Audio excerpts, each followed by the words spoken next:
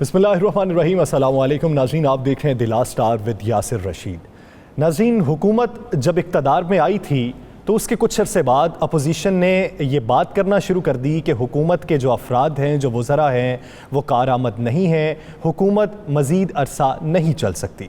اس کے بعد پھر جو اتحادی تھے وہ روٹتے رہے، انہیں منایا جاتا رہا۔ پاکستان مسلم لیگ کاف بھی روٹتی رہی، ایم کیو ایم کے بھی وزراء روٹتے رہے، اجلاس میں شرکت نہ کی جاتی رہی، لیکن بعد میں انہیں منا لیا گیا۔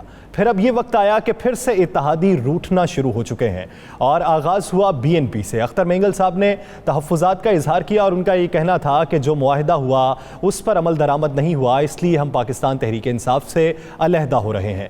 اس کے بعد دیگر اتحادی جماعتوں نے بھی تحفظات کا اظہار کرنا شروع کر دیا۔ جمہوری وطن پارٹی کے شاہ زین بگٹی صاحب کا بھی بیان سامنے آیا کہ 1 ہفتے کا وقت ہے، اگر معاہدے پر عمل درآمد نہ ہوا تو اتحاد سے علیحدہ ہو جائیں گے۔ پھر اب ایک نئی کڑی سامنے آ گئی ہے۔ فواد چودھری صاحب کے بیانات بھی اس وقت مارکیٹ کا حصہ بن چکے ہیں۔ فواد چودھری صاحب کا یہ کہنا ہے کہ بہت سے وزراء ایسے ہیں جو کارآمد نہیں ہیں۔ وزیر اعظم عمران خان صاحب نے کابینہ اجلاس میں یہ بات کی کہ اگلے 6 ماہ کے لیے اپنی کارکردگی دکھائیں، ورنہ ہاتھ سے معاملات نکل جائیں گے، پھر کسی دوسری طرف چلے جائیں گے۔ اس سارے ایشو پر بات کرنے کے لیے ہمارے ساتھ موجود ہیں سینئر صحافی رانا عظیم صاحب، شاہ زین بگٹی صاحب نے ہمیں جوائن کیا ہے، سینیٹر فیصل جاوید صاحب ہمارے ساتھ موجود ہیں، اور اس کے ساتھ ساتھ ترجمان بلوچستان حکومت لیاقت شاہوانی صاحب ہمیں جوائن کریں گے۔ رانا صاحب، سب سے پہلے آپ کی جانب آؤں گا۔ ایک طرف اتحادیوں کے تحفظات ہیں، دوسری جانب اپوزیشن بھی ہے جو اتحادیوں سے میل ملاقات کا سلسلہ جاری رکھے ہوئے ہے، اور ایسے وقت میں فواد چودھری صاحب کا بیان سامنے آ جاتا ہے کہ اندرونی اختلافات کا پارٹی شکار ہو چکی ہے۔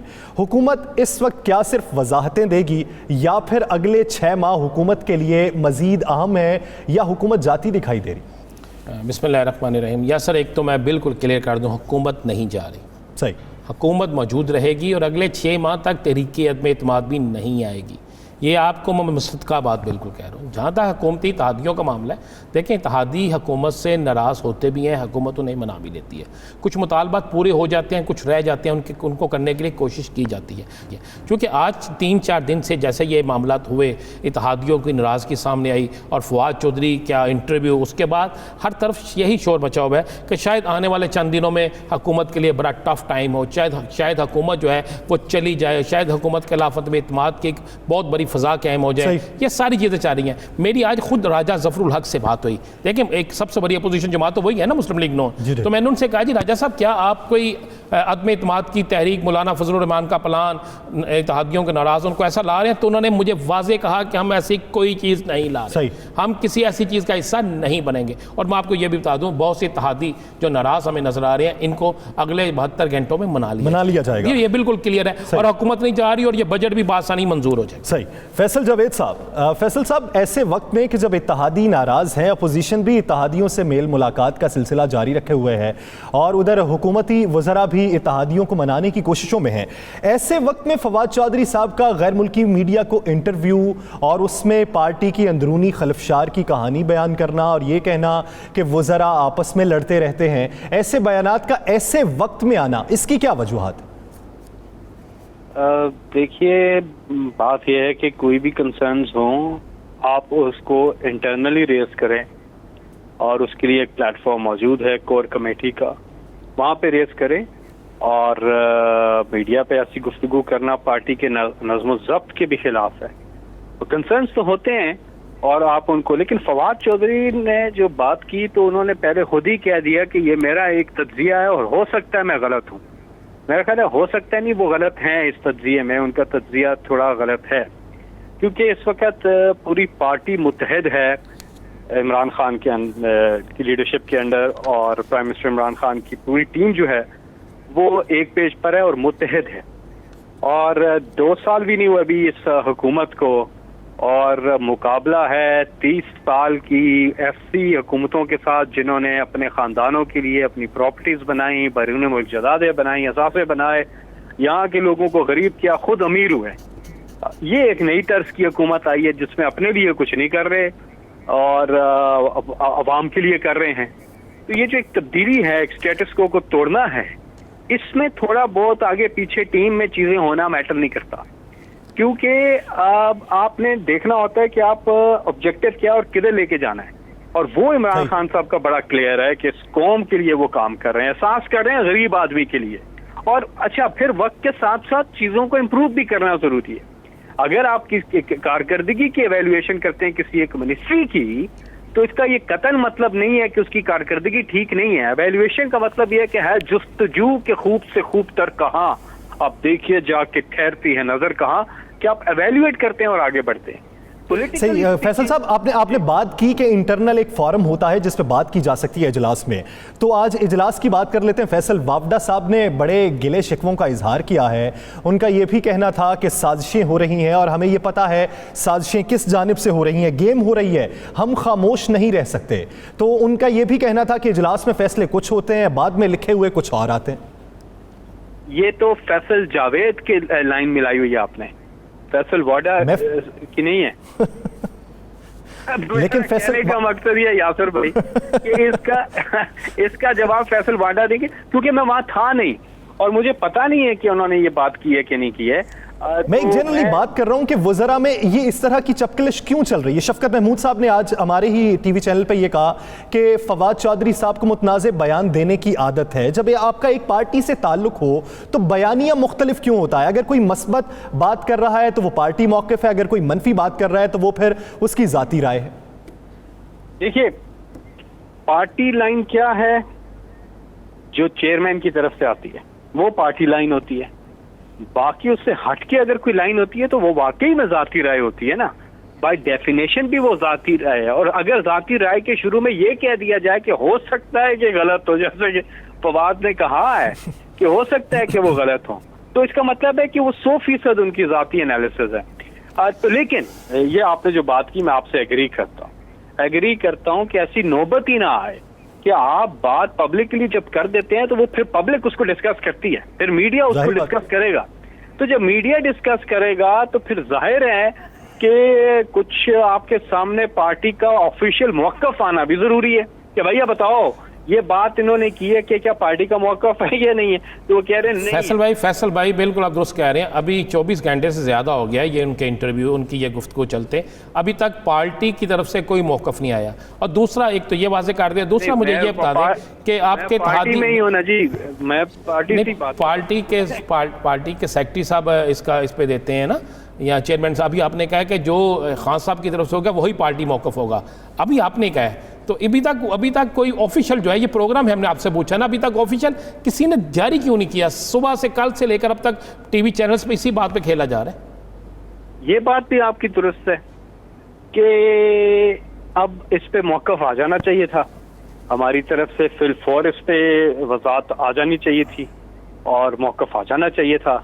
بہرحال ابھی آپ نے فون کیا ہے اور میں نے آپ کو موقف دے دیا پارٹی کا, لیکن اس پہ پارٹی کا موقف فوراً آنا چاہیے ایسی چیزوں پہ, کیونکہ دیکھیں پبلک جو ہے وہ دیکھ رہی ہوتی ہے, اور پبلک سب کو ایک کینڈیڈیٹ آپ اٹھا کے دیکھ لیں جو الیکٹ ہو کے ہیں, سب کو ووٹ پبلک نے عمران خان کی وجہ سے دیا ہے, عمران خان کے نظریے پہ دیا ہے, عمران خان بالکل ٹھیک اسی طرح ہے. تو کیا اب آپ اس پہ ایکشن لیں گے؟ جو پارٹی ڈسپلن کی خلاف ورزی ہو رہی ہے کوئی بھی کرتا ہے تو اس پر پارٹی ایکشن لے گی؟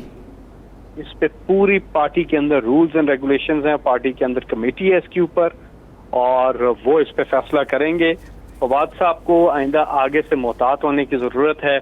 ان کو چاہیے کہ پارٹی کی اندرونی چیزوں کو پہلے اندرونی طور پر ڈسکس کرے. اور سب سے بڑی بات وہ ممبر ہیں کور کمیٹی کے, prime minister Imran Khan, chairman Pakistan Tehreek Insaf, وہ ایکسیسیبل ہیں, آپ ان سے بات کر سکتے ہیں ون آن ون بیٹھ کے, کوئی بھی کنسرن ہونا آپ ان سے ڈسکس کر سکتے ہیں. تو اس قسم کی چیزیں ہیں. میرا خیال ہے ایک فورم ایسا ہونا چاہیے جس پہ بیٹھ کے سب ڈسکس کرتے ہیں, تو وہی فورم ڈسکشن کے لیے ہونا چاہیے. یہ نہیں کہ باہر نکل کر ایک وزیر کا بیانیہ کچھ اور ہو, دوسرے کا کچھ اور ہو, اور پارٹی چیئرمین اسی تگو میں ہو کہ کس وزیر کے بیانیے کے ساتھ مجھے چلنا ہے. بہت شکریہ فیصل جاوید صاحب اس حوالے سے اپنا وقت دینے کے لیے. شاہزین صاحب آپ کی جانب آؤں گا. ایک ہفتے کی ڈیڈ لائن دی آپ نے وفاقی حکومت کو. وفاقی حکومت تو یہ کہتی ہے کہ ہم نے ہر اتحادی کے ساتھ ایک متوازن رویہ رکھا ہے, مطالبات جو تھے ان کے وہ ہم مانیں گے, لیکن یہ وقت ابھی کچھ مشکل حالات کا ہے, اس وقت سے نکل لینے دیجئے, مطالبات سب کے مانے جائیں گے. آپ کیا موقف رکھتے ہیں اس پہ؟ بسم اللہ الرحمن الرحیم. آپ کو یاد ہوگا کہ 2018 کے الیکشن کے بعد ان کے اعلیٰ سطحی وفد مختلف جگہ پہ گیا، جہاں ہماری رہائش گاہ کوئٹہ میں نواب اکبر خان بگٹی کے گھر پہ آئے، اور جس میں صدر عارف الوی صاحب، ان کے ساتھ جہانگیر خان ترین، پرویز خٹک صاحب، قاسم سوری صاحب، سردار یار محمد رند اور گورنر سندھ اور دیگر لوگ بھی شامل تھے. جدھر صدر عارف الوی صاحب نے یہ کہا کہ ہم وعدے وعید نہیں کرتے بلکہ عملی جامہ پہنائیں گے. اور اس کے بعد آپ کو یاد ہوگا پرائم منسٹر پاکستان موجودہ عمران خان صاحب نے یہ کہا تھا کہ جو ان ڈیولپڈ ایریاز ہیں جیسے جنوبی پنجاب، بلوچستان کے بیشتر علاقے اور سندھ کے کچھ علاقے جس میں عمر کوٹ اور دیگر شامل ہیں، ان کو ہم اپ لفٹ کریں گے، ان کو ڈیولپ کریں گے، جیسے فیصل آباد، کراچی، لاہور، پشاور سٹی کی طرح ان کو اس کے ساتھ ملائیں گے تو پھر برابری کی شرح پہ چیزیں بہتر ہوں گی. فی الوقت تک تو میں سمجھتا ہوں کہ نہ تو صدر پاکستان کی بات پہ کوئی عمل ہوا، نہ وزیر اعظم پاکستان نے کہا تھا کہ میں چیزوں کو برابری کی سطح پہ لاؤں گا، اس پہ عمل ہوا. اور اس کے بعد ابھی آپ کے بیان کے بعد کیا وفاقی حکومت نے کوئی رابطہ کرنے کی کوشش کی؟ آپ میری ذرا گزارش سن لیں. جی. اس کے بعد 1 کروڑ نوکریاں جو پاکستانی قوم کو دینی تھیں، پاکستانی نوجوانوں کو دینی تھی، میرا خیال ہے اس 1 کروڑ میں سے ہم نے تو آج تک نہیں دیکھی کہ اس 2 سال کے عرصے میں شاید 33% مطلب 35 to 40% نوکریاں دے دینی چاہیے تھیں، مگر ابھی تک اس پہ کوئی عمل نہیں ہوا.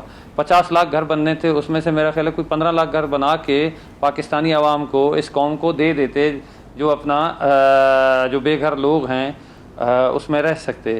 گھر بنانا تو دور کی بات، لوگوں کو بے گھر کیا. روزگار دینا دور کی بات، لوگوں سے روزگار چھین لیا. اور جہاں تک آپ لوگوں سے آج پوچھیں، لوگوں سے رائے لیں، میں دوسری کوئی سیاسی جماعت کے سربراہان شاید اگر ہم کوئی بات کریں تو لوگ کہیں گے کہ ان کے اپنے اختلاف رائے ہیں. اگر پی ٹی آئی اس غلط فہمی کا شکار ہے کہ عمران خان کو وزیر اعظم بنا کے پاکستانی قوم نے لائے ہیں اور آج بھی اس پہ اعتماد کرتے ہیں، تو ایک پورے ملک میں ریفرینڈم کرا لیں. آپ کے سامنے ہوگا کہ پاکستانی عوام اپنی غلطی کا اظہار کرے گی اور کھلے دل سے کہ ہم سے غلط فیصلہ ہوا کہ ہم نے انہیں چنا. اور آج آپ دیکھتے ہیں کہ بلوچستان میں انہوں نے آئی ڈی پیز کا وعدہ کیا، ان کی واپسی کا، جو 2.25 لاکھ کے قریب ہیں، جو ڈیرہ بگٹی اور صدرن بلوچستان اور پشتون ایریا کے ہیں، اس کو آج تک پورا کرنے میں حکومت ہمیشہ ٹائم بائی کرتی رہی ہے. آج کریں گے، کل کریں گے، کمیٹی بنائیں گے، یہ کریں گے. تو جب میں الیکشن کے بعد اسمبلی کے باہر انہوں نے کہا تھا کہ جی کوئی کہتا تھا 3 ماہ میں جائیں گے، کوئی کہتا تھا 6 ماہ میں جائیں گے، میں نے کہا جی 2 سال کا عرصہ دیں. Let the government prove if they can deliver some thing. لوگ ان کی تعریف بھی کریں گے اور لوگ انہیں جو بھی یہ کریں گے آپ اب تک وہ 2 سال کا وقت دیتے رہے، جس کی وجہ سے ابھی تک صرف حکومت کو دیکھا جاتا رہا کہ حکومت مطالبات پورے کرتی ہے یا نہیں کرتی. پھر بعد میں فیصلہ کیا جائے گا کہ حکومت کے اتحادی رہا جاتا ہے یا نہیں رہا جاتا. بگٹی صاحب ساتھ ہی رہی گا. لیاقت شاہوانی صاحب، جیسا کہ اتحادی اب بات کر رہے ہیں، اب بلوچستان میں بھی یہ آپ کے اتحادی تو ہیں، تو بلوچستان عوامی پارٹی ایک بڑی اتحادی ہے وفاقی حکومت کی. تو اس وقت جو مطالبات ہیں اتحادیوں کے، وہ جائز مطالبات لگتے ہیں، تو کیا آپ ان کے ساتھ کھڑے ہیں یا پھر بغیر کسی شرط کے وفاقی حکومت کا ساتھ دیتے رہنا ہے؟ دیکھیں، ہمارا جو الائنس ہے وہ پرائم منسٹر صاحب کی جماعت پی ٹی آئی کے ساتھ ہے. بلوچستان عوامی پارٹی جب فیڈرل کولیشن کا حصہ بنی تو ان کے اپنے شرائط کہہ لیں یا اپنی انڈرسٹینڈنگ اس کے تحت شازن بگٹی صاحب کا ظاہر ہے وہ جو بتا رہے ہیں ان کی اپنی انڈرسٹینڈنگ تھی. اسی طرح اختر مینگل صاحب کا 6 نکاتی ایجنڈا تھا جو انہوں نے ڈسکس کیا تھا. ہر ایک جماعت سے اپنے اپنے لیول پہ اس انڈرسٹینڈنگ کے تحت وہ کولیشن پارٹنر کا حصہ بھی بنے تھے. اور ظاہر ہے کہ جو ان کے گریوینسز ہیں، اس کا مطلب یہ ہے کہ جو ان کے ایکسپیکٹیشن تھے، جو ان کی توقعات تھی، شاید اس سے وہ مطمئن نہیں. بلوچستان عوامی پارٹی کی حد تک تو ہم فیڈرل گورنمنٹ کا ساتھ ہیں. ایشوز آتے رہتے ہیں اور ڈیموکریسی ہی میں آتے رہتے ہیں، اس کے لیے مختلف پلیٹ فارم ہیں. دنیا میں پلیٹ فارم جو اسٹیبلش ہوئے ہیں ڈیموکریسیز میں، پولیٹیکل سیٹ اپ، اس کا مطلب ہی یہی تھا کہ کہیں اگر گریوینسز ہوں تو اس کو بیٹھ کر حل کیا جا سکے. پلاننگ کمیشن کی حد تک جو منسٹری لیول پہ بلوچستان کے آلموسٹ 47% جو اسکیمات تھے federal P S D P 19 اور 20 کے، جب اس کو ڈیلیٹ کرنے کی کوشش کی گئی تو پھر وزیر اعلیٰ بلوچستان جام کمال صاحب نے شدید احتجاج بھی کیا اور उस फोरम का उन्होंने वॉकआउट किया, लेकिन प्राइम मिनिस्टर नहीं शबानी साहब, आप सिर्फ ये कहिएगा, बुगटी साहब ने जो मुतालिबात रखे हैं या जो वो बातें कर रहे हैं वो कोई ज़ाती मफाद की बात तो है नहीं, मजमूई तौर पे बलूचिस्तान के हुकूक की बात कर रहे हैं। तो क्या आप ये समझते हैं कि बलूचिस्तान अवामी पार्टी ने बलूचिस्तान के हुकूक के लिए जो मुआहिदा किया था पाकिस्तान तहरीक इंसाफ से, वो हुकूमत ने मिन्नो-अन उस पर अमल किया? नहीं, मिन्नो-अन तो हम नहीं कहेंगे, लेकिन मैक्सिमम अमल करने की कोशिश की है। एक तो ये है कि 1990 से 2018 तक जितने भी फेडरल PSDPs आए हैं उसमें कंपैरेटिवली बलूचिस्तान का हिस्सा पिछले साल ज्यादा था। इस बार भी 650 अरब का टोटल फेडरल PSDP है, जिसमें 13% उसमें बलूचिस्तान को वेटेज दी गई है और बलूचिस्तान को 85 अरब के स्कीमात दिए गए। लेकिन बलूचिस्तान की महरूमियाँ इतने ज्यादा हैं, पास का इतना बड़ा बर्डन है, पास के बैड गवर्नेंस का और फेडरल गवर्नमेंट की तरफ से बलूचिस्तान को नजरअंदाज किए जाने का, कि ये तमाम महरूमियाँ फौरी तौर पर हल नहीं हो सकते। मैं ये समझता हूँ कि पास में बलूचिस्तान को नजरअंदाज किया जाता रहा, लेकिन अब कुछ बेहतरी वाक़ई हो रही है। शवानी साहब साथ ही रहिएगा। राना साहब, जैसा कि शवानी साहब कह रहे हैं कि माजी की निस्बत अब कुछ बेहतरी वाक़ई हो रही है, वफाक बलूचिस्तान हुकूमत की मदद कर रही है, लेकिन बुगटी साहब ये कहते हैं कि जो वादे किए गए अवाम से वफाकी हुकूमत ने इक़्तिदार में आने से पहले और जो मुआहिदे किए गए इत्तहादियों के साथ, उन दोनों पर हुकूमत पूरा नहीं उतरी। तो आप क्या समझते हैं कि ये वक्त बहस का है, ऐसी बहस को इस वक्त में लाया जाना चाहिए था? और आप क्या समझते हैं कि बजट से पहले तक तो मुकम्मल खामोशी थी, बजट के बाद ही ये सारा हवा क्यों बना? देखें, ये सियासी एक होता है, बिल्कुल जो इत्तेहादी होते हैं जब उनके मुतालबात पूरे नहीं होते तो उन्होंने अपने लोगों को मुतमईन करने के लिए इस आवाज़ को उठाना होता है, ये फ़र्ज़ भी है उनका, उन्होंने आवाज़ को उठाया भी। लेकिन मैं आपको एक बात बता दूं कि अभी अगर आप कहें कि फौरी तौर पर वो चीज़ें जो 30 साल से चाह रही थी, 30 साल में या पिछले अरसे में देखें तो बलूचिस्तान का बहुत बुरा हाल था, अब तो बहुत बेहतरी हो रही है और मुझे उम्मीद है कि आने वाले दिनों में इनके मुतालबात किसी हद तक पूरे होते नजर आएंगे। जहाँ तक 1 करोड़ नौकरियाँ दीगर मामला है तो हमें मुल्की हालात को भी देखना होगा, हमें इंटरनेशनल सिनेरियो को भी देखना होगा, हमें पूरी दुनिया को भी देखना होगा कि पूरी दुनिया के अंदर क्या पोजीशन जा रही थी, पाकिस्तान में क्या हालात थे। जब एक टूटा हुआ घर मिले तो उसके ऊपर लैंटर फौरी नहीं डलता, उसके लिए पहले दोबारा दीवारें बनानी पड़ती है, नई चीज़ें करनी पड़ती है। मैं मुफ्ती साहब से एक सवाल करना चाहूँगा। मुफ्ती साहब, क्या आपसे अपोजिशन राब्ते कर रही है, हुकूमत राब्ते कर रही है, और वापसी के कितने इम्कानात हैं कि आपकी डेडलाइन जो है इस पर आप कितने इम्कानात लेते हैं कि आपके मुतालबात पर कोई नज़रसानी होगी और आप हुकूमत के साथ ही रहेंगे, या आप खुलकर ये फैसला कर चुके हैं कि आप अपोजिशन का हिस्सा बनेंगे? मुफ्ती साहब कमेंट शॉर्ट रखिएगा, ब्रेक पे जाना है मुझे। जी, इसमें आप जानते हैं कि हमारी सेंट्रल एग्जीक्यूटिव कमेटी की मीटिंग हुई जिस पे ये बताया गया था कि हुकूमत 12 टाइम लेती रही है और 12 वादे करती रही है। अभी कट एट शॉर्ट गवर्नमेंट जो है अगर इस पे इम्प्लीमेंट करेगी, कमेटी पे हम नहीं छोड़ेंगे। हमारी बात भी गवर्नमेंट से हुई है, हमने कहा कमेटी नहीं, अगर आप इसको अमली जामा पहनाते हैं विद इन दिस वीक, ठीक है, हम आपके साथ हैं, वरना हमारा और आपका चलना नामुमकिन है। अमली जामा अगर पहनाया जाता है तो फिर ये इत्तेहाद बरकरार रहेगा, बसूरत दीगर ये इत्तेहाद टूटता हुआ ही दिखाई दे रहा है। नाज़रीन, दीगर इश्यूज़ पर बात करेंगे एक के बाद।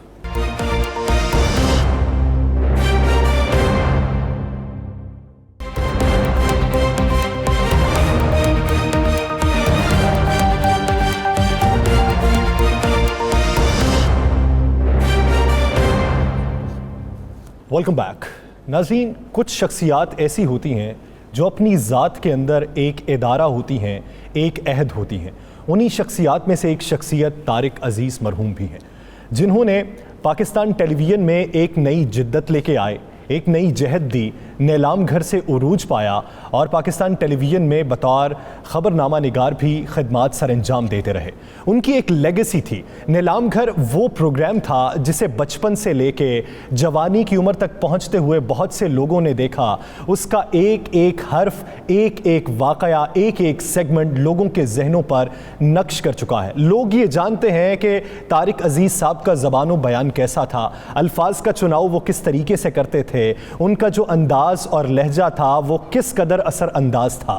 तारिक अज़ीज़ तो चले गए, क्या उनकी लेगेसी मज़ीद आगे बढ़ेगी? क्या हमारे जो लेजेंड हैं, जो लिविंग लेजेंड हैं, जो वफ़ात पा चुके हैं, उनकी जो लेगेसी है उसको आगे बढ़ाने के लिए हुकूमती सतह पर क्या इक़दामात किए जाते हैं? हुकूमत हमारे इन लेजेंड्स का कितना ख्याल रखती है? एजाज़ात से तो नवाजा जाता है, क्या वो एजाज़ात और اس کے مطابق ان کی عزت و تکریم کی جاتی ہے. اسی سارے ایشو پر بات کرنے کے لیے سینئر صحافی رانا عظیم صاحب ہمارے ساتھ موجود ہیں اور پاکستان ٹیلی ویژن انڈسٹری کے بڑے نام عطاء الحق قاسمی صاحب, کوی خان صاحب اور غلام محی الدین صاحب نے ہمیں جوائن کیا. آپ سب افراد کا بے حد شکریہ. رانا صاحب, سب سے پہلے آپ کی جانب آؤں گا. ہمارے ہاں جو اصل لیجنڈ ہوتے ہیں وہ کچھ عرصے کے بعد یا وفات پا جانے کے بعد قصہ پارینہ کیوں بن جاتے ہیں؟ انہیں بھلا کیوں دیا جاتا ہے؟ ان کی لیگیسی کو آگے کیوں نہیں بڑھایا جاتا؟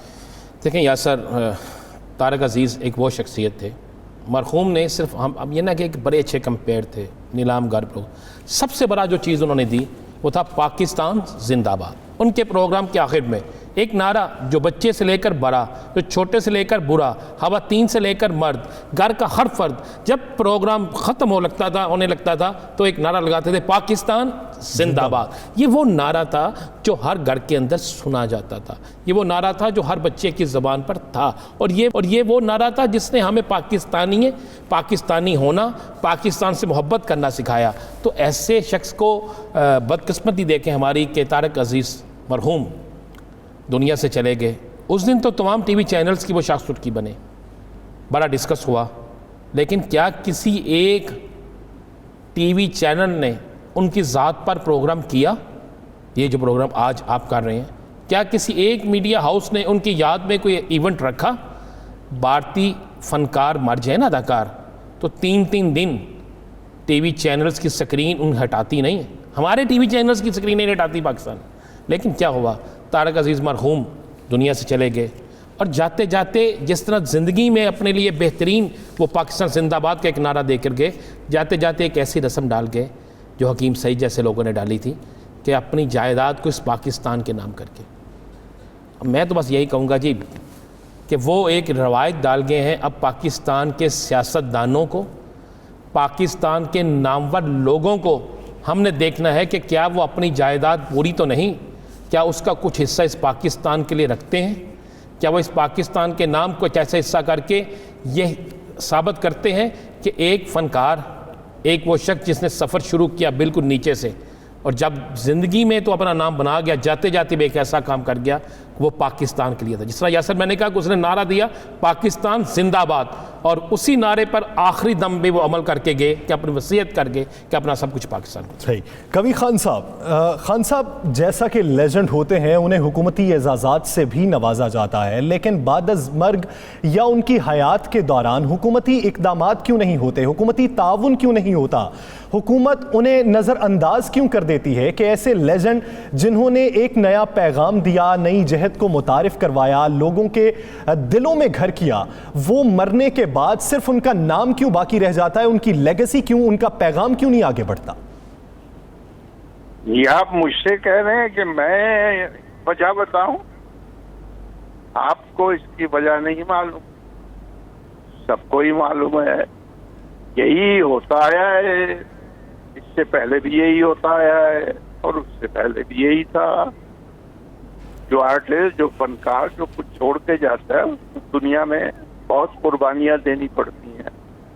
جبھی تو وہ بہت کم آپ نے دیکھا ہوگا کہ وہ اپنے خاندان میں سے یا اپنی اولاد میں سے کسی بھی شعبے میں, صرف اس فیلڈ میں نہیں, تمغات بھی مل جاتے ہیں, سب ہو جاتے ہیں, لیکن جو دشواریاں پیش آتی ہیں اسے اپنے ٹارگیٹ تک پہنچنے کے لیے, جو کہ وہ پہنچ نہیں پاتا, وہ بڑی دشوار راہیں ہیں. تو اس لیے وہ پھر کہتا ہے کہ یار میری اولاد اتنی مشکل میں نہ پڑے, اور یہ ہر باپ کہتا ہے, اور ہر فنکار باپ بھی ہوتا ہے, اور ہر فنکار اور ہر شخص جو ہے اس پر یہ سارے وقت آتے ہیں, اتار چڑھاؤ سب یہ. اور یہ جو آپ سوالات کر رہے ہیں یہ کوئی نئے تو ہے نہیں, صرف یہ ہے کہ جی پروگرام کو کیسے گرم کیا جائے. طارق عزیز کے عہد کا بات کریں اس کی کہ وہ کتنی بڑی ایک ہمارے پی ٹی وی کی شخصیت تھی.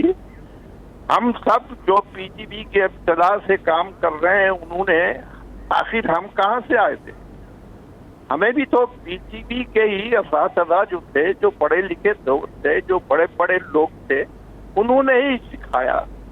انہوں نے ہی, اگر ہم کسی غریب گھرانے سے آئے تھے اور بہت مفلس تھے اور پھر پی ٹی میں داخل ہو گئے تو وہاں ہی ہمیں بتایا گیا کہ نہیں, اگر جیسے میں ایک سپاہی کا بیٹا ہوں, एक बड़ी मुद्दत तक ये नहीं कहता रहा कि मैं एक सिपाही का बेटा हूँ, लेकिन मुझे इतने तमगात मिल गए, सब कुछ मिल गया है, तो एक दिन अब्बा की तस्वीर देखी, मैंने कहा ये मैं क्या कर रहा हूँ। तो हमारे जो पीटीवी के, अब मैं नाम लूँ या कुछ करूँ या करूँ, उन्होंने कहा कि ये आपकी जिंदगी में जो जो चीजें हैं जरा खुल के बयान करें, अच्छा लगता है। जब मैंने बयान किया कि मैं एक सिपाही का बेटा हूँ और मैंने इतनी जद्दोजहद की और अब इस वक्त माशाल्लाह ये वो सारे इम्तियाज भी मेरे पास, तो मुझे दूसरे दिन 2-4 बहुत बड़े बड़े लोग मिले, उन्होंने कहा यार क्या अच्छे आदमी हो तुम, सारे कॉम्प्लेक्स सारी तुमने अंदर से निकाल दी, तो बहुत बड़े आदमी।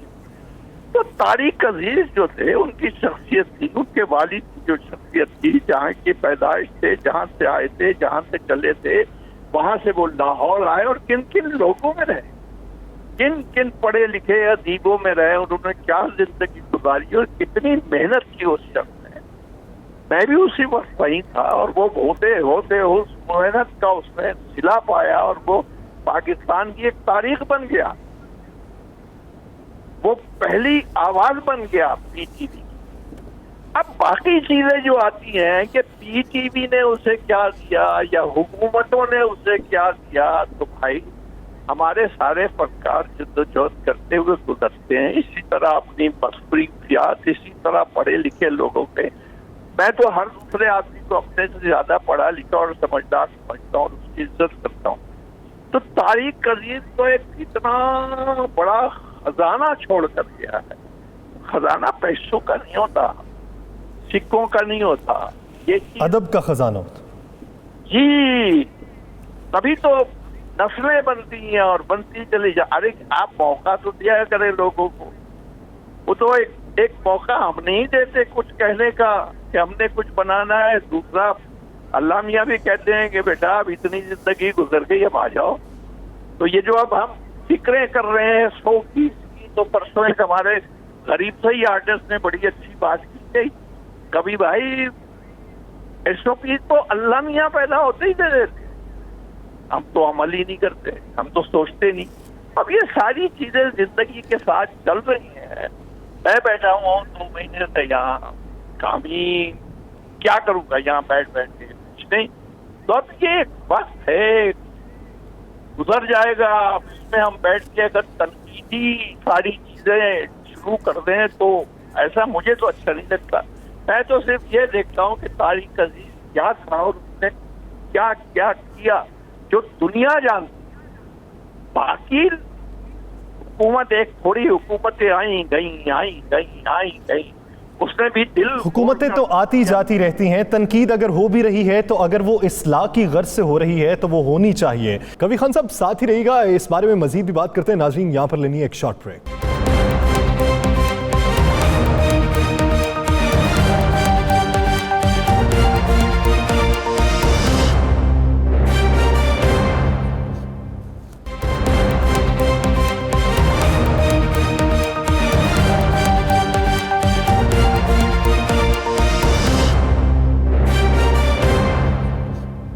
Welcome back. अताउल हक कासमी साहब, जैसा कि कवी खान साहब भी ये बात कर रहे हैं कि ये सवाल कोई नए तो है नहीं, ये दहाइयों से यही सवाल चल रहे हैं, हुकूमती रवैया क्यों इस तरह का रहता है कि एक शख्स जिसने अदब को मज़ीद तक़वियत बख्शी, ज़बान बयान को तक़वियत बख्शी, सियासी उफ़क़ पे रोशन होता रहा और अदब को इस तरीके से लोगों तक पहुँचाया कि वो बातें कि जो खुशबू, जो सलीके से हवाओं में खुशबू घोल सकते हैं, अभी कुछ लोग बाकी हैं जो उर्दू बोल सकते हैं, उन्हीं में से एक तारिक अजीज भी थे।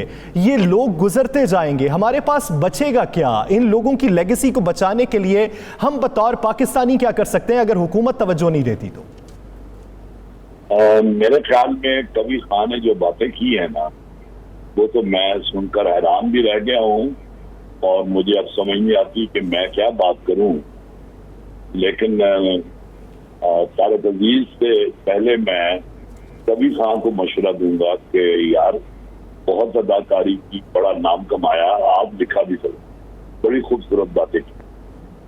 बाकी जहाँ तक आपकी बात का ताल्लुक है, मैं ये समझता हूँ कि हमारे यहाँ जो फनकार हैं पाकिस्तान, چاہے وہ ادب میں ہوں، چاہے وہ مصوری میں ہوں، چاہے وہ کسی بھی شعبے میں ہوں، انہوں نے لطیفہ کے معاشرے نے ان کو بے پناہ عزت دی، بے پناہ عزت دی، چاہے چپرائی ہوں، چاہے فیض ہوں، فراز ہوں، احمد ندیم قاسمی ہوں، اور پیچھے چلے جائیں تو بھی ہو، غالب ہو، تو یہ میرے خیال میں اس طرح یہ کام چلتا ہے۔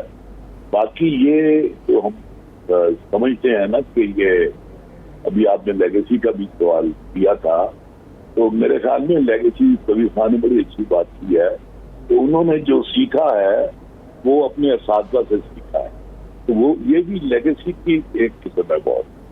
بہرحال میں نے تو الحمدللہ اپنا جو شعبہ تھا میرا، میں نے تو اس کو آگے چلایا ہے۔ میرے بیٹے جو ہے وہ سرکاری ملازمت بھی کرتے ہیں، لیکن اس کے ساتھ ساتھ وہ ادب سے بھی وابستہ ہے، صحافت سے بھی وابستہ ہے۔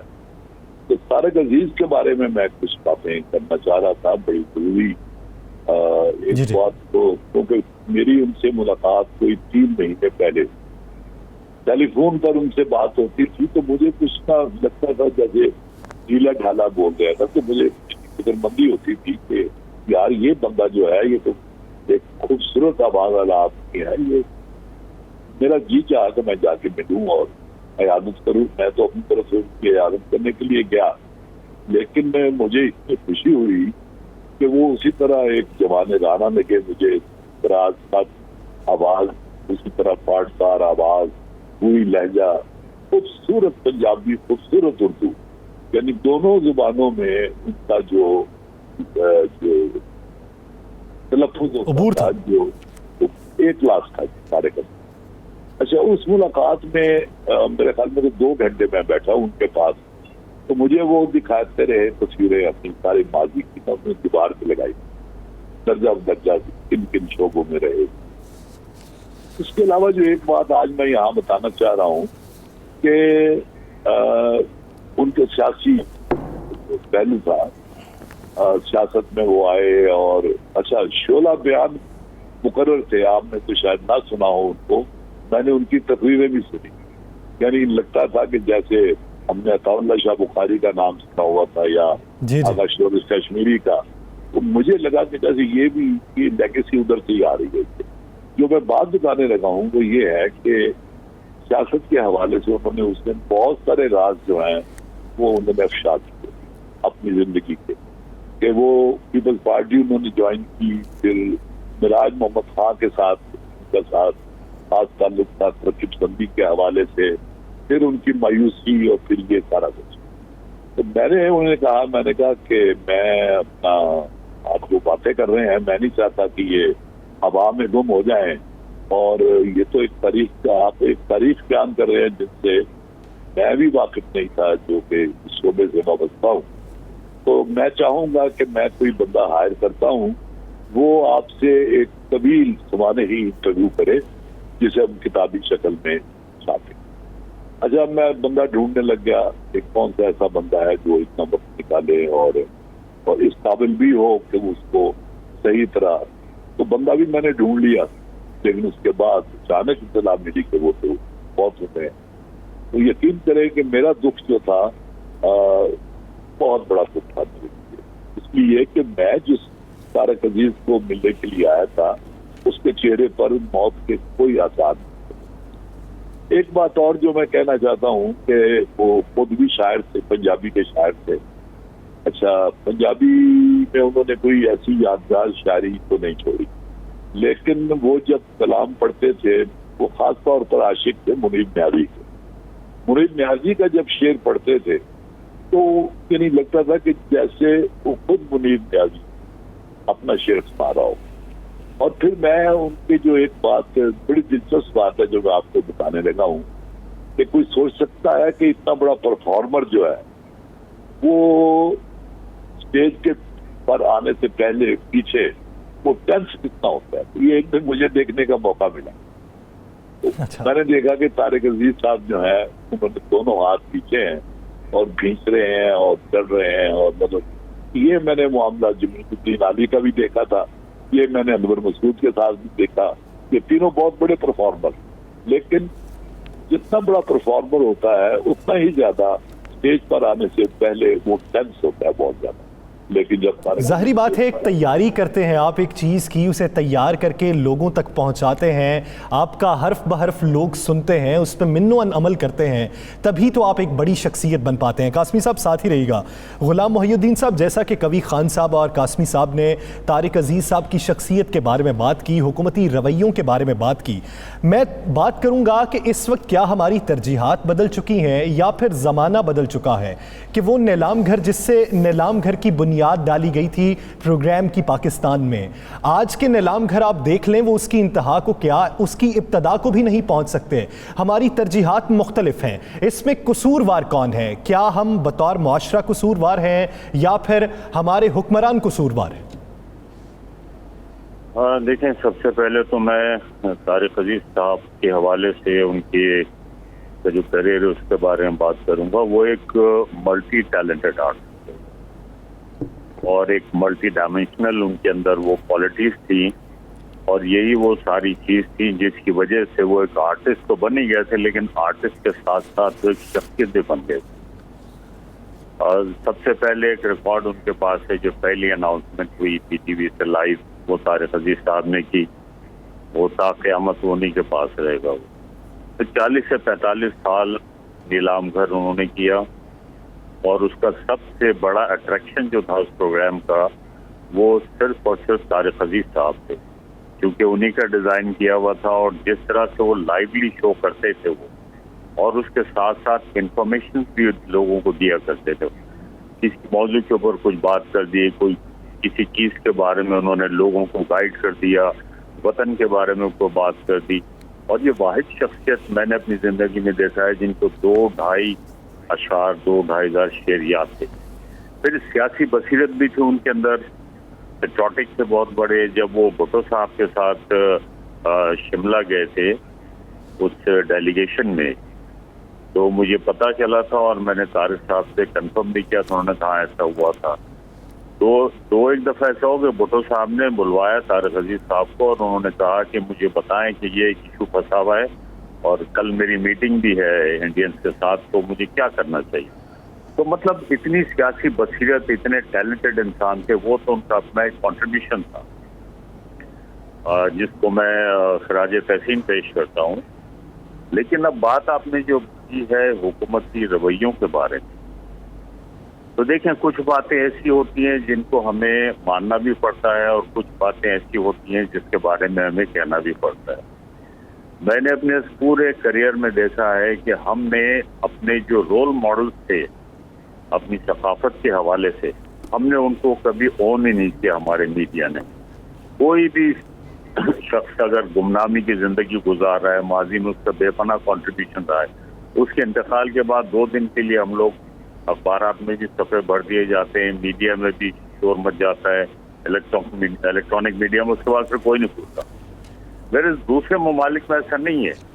लेकिन एक शख्सियत का मैं ज़रूर जिक्र करूँगा, जिनको मैं ब्लेम नहीं दूंगा बल्कि उनको मैं अप्रिशिएट करूँगा, और वो थे जनरल परवेज मुशर्रफ।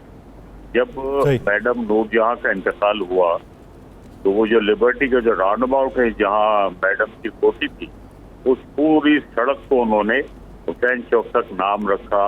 आज भी वहाँ पे बोर्ड लगा हुआ है शाहराह नूरजहां। और उसके बाद मोहम्मद अली साहब का जब इंतकाल हुआ तो मोहम्मद अली भाई के घर से लेकर गुलबर्ग की जो मेन रोड है वहाँ तक पूरी सड़क का नाम उन्होंने रखवा दिया अली ज़ेब स्ट्रीट, और उनकी तरफ से फूलों की चादर आई थी अली भाई के खबर पे। तो बात यह है कि अब नए लोग इस तरह के, तो अब मैं तो नहीं समझता कि दूर दूर तक कोई मुझे तारिक अजीज साहब जैसा को नजर आ रहा है, या इल्म और अदब की दुनिया में, अदाकारी के मैदान में आप देखें संतोष साहब जैसा, कोई दर्पण साहब जैसा, सुधीर साहब जैसा, अलाउद्दीन साहब जैसा, तालिब साहब जैसा, वहीद मुराद साहब जैसा, सबिया खानम है, नैयर सुल्ताना है, शमीम आरा, ऐसा दूर दूर तक कोई नजर आता है आपको? नन्ना है, रंगीला है, ऐसा कोई नजर नहीं आया था। इसलिए कि जब ये मरे हैं तो हम इनको भूल चुके, हम भूल जाते हैं, हम खिदमात को भूल जाते हैं, हम शख्सियात को भूल जाते हैं, ہم یہ بھول جاتے ہیں کہ ہم نے ان سے کیا سیکھا، ہم یہ بھی بھول جاتے ہیں کہ انہوں نے وطن کے لیے کیا، وطن سے جو محبت تھی، مٹی سے جو محبت تھی، وہ ہم میں کیوں نہیں ہے، ان شخصیات میں کیوں ہے۔ رانا صاحب کنکلوڈ کیجئے گا، پروگرام کا وقت ختم ہوا چاہتا ہے، کہ ہمیں بطور پاکستانی طارق عزیز صاحب جیسے، یہ قوی خان صاحب جیسے، غلام محی الدین صاحب جیسے، عطا اللہ قاسمی صاحب جیسے، ان جیسے افراد کی اگر تقلید کرنی ہے تو کون سے پیمانے پہ ہمیں پورا اترنا ضروری ہے کہ جس سے ہم ان کی لیگیسی کو آگے بڑھا سکتے ہیں؟ دیکھیں یاسر، ایک تو ہم نے ان سے جو سیکھا ہے، جو یہ لے کر آئے ہیں، ہمیں اسے تدریس کا حصہ بنا لینا چاہیے۔ ہمیں جب تدریس کا حصہ بنا لیں گے تو ہم اپنے ہیروز کو نہیں بھولیں گے، ہماری آنے والی نسل اس کو نہیں بھولے گی، اور ہمیں پتہ ہوگا کہ انہوں نے پاکستان کے لیے کیا کیا ہے، اور اسے تدریس کا حصہ بنا لیں تو میں سمجھتا ہوں ان کے لیے ان کی کی ہوئی خدمات جو ہیں، ان کی جو پاکستان کے لیے کی ہوئی محنت ہے، اس کا سب سے بڑا صلہ یہی ہے۔ بدقسمتی سے ہم اسے تدریس کا حصہ نہیں بناتے اور چند دنوں بعد اسے بھول جاتے ہیں۔ ہمیں تدریس کا حصہ بنانا ہوگا، ہمیں ان کے مضمونے ہوں گے، لوگوں کو وہ پڑھانے ہوں گے کہ یہ کیسی شخصیات تھیں، یہ کیسا ادب تھا جو ہمارے ہاں پہنچا، اور یہی ادب اب باقی نسلوں تک بھی پہنچنا چاہیے۔ ناظرین، دی لاسٹ آور سے مجھے دیجیے اجازت، اللہ نگہبان۔